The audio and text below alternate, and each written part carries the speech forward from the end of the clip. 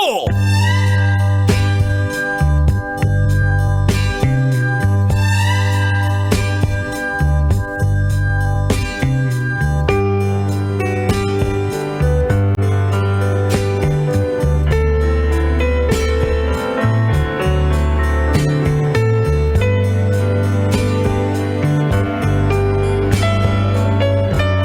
Sa kamayng gabi inasab, kaninyo mga angkol o mga auntie, tugutin na usab ko ninyo na mga yun na sa katahuran ning mga orasaha nga ikaw gaduka, katugon, gamika-mika, naghahanap ng kape para merong masipsip.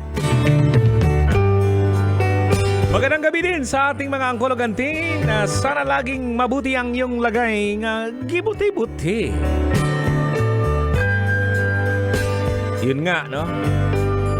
Ang pinag-uusapan natin dito ay ang pagmamahal ng isang magulang.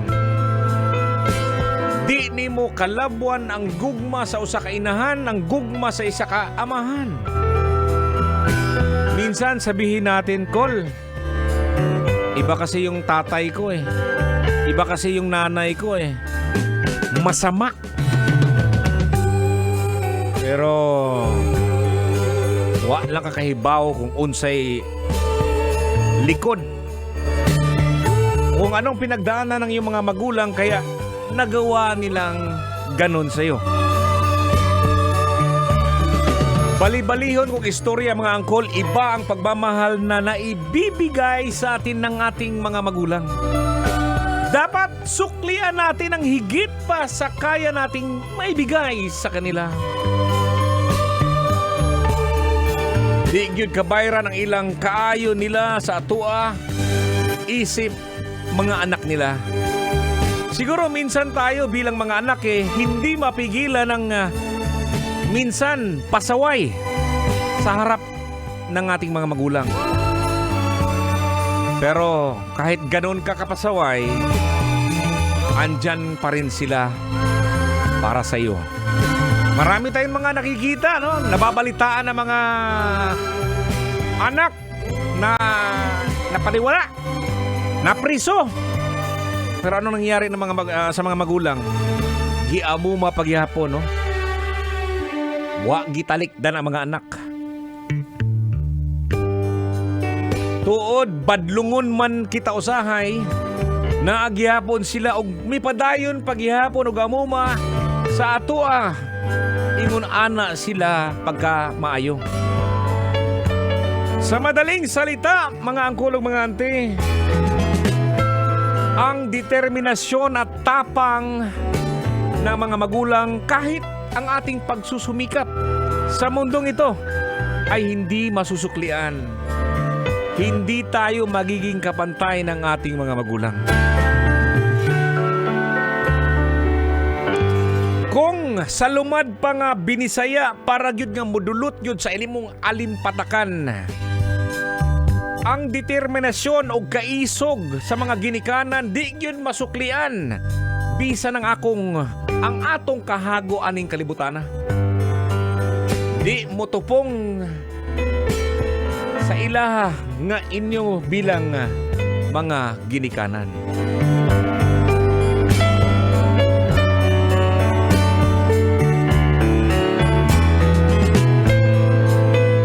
Og diha ta nagtapos sa atong programa karon, no? Yung topic po natin, no? Yung mga magulang, no? Marami po tayong mga natutunan dito, no ba? Nung bata pa tayo, alam na natin yan na siyempre, bata pa tayo, pasawa, hindi natin alam nung yung ginagawa ng mga magulang, pinapagalitan tayo. Pero nung tumanda ka, you realize na, kaya pala ginawa ng magulang kong ganito kasi para hindi ako mapariwara, para may guidance. Ganun pala yun. Naalala mo pa ba? Pag nasa mall, di ba? Hindi lahat ng panahon yan binibigay ng inyong mga magulang. Halimbawa, gusto mong magpabili ng laruan. Di ba? Sama yung ano mo, sama yung mama mo. Dati, Mama, bili ako ng laruan. sabi ng mga magulang, ng iyong nanay, ay, hindi na pa rin. Pero pag, ano ka, nang luod ka, di ba? Medyo nagtampo ka sa mama mo. Pero pag uwi mo, sabi ng mama mo, halika dito anak, no? Punta tayo sa tsinilasan. Oo, bilhan kita ng tsinelas. Ikaw naman, di mo naman alam ang kahalagaan ng tsinelas, pero kung tutuusin, nakita ng iyong mama na magulang mo na, uy, pudpud na pala yung tsinelas niya. Ibig kong sabihin, binibigay ng ating mga magulang yung pangangailangan kaysa yung want, no? Yung need kaysa sa want. So, in other words, mas malaga ang need kaysa sa want.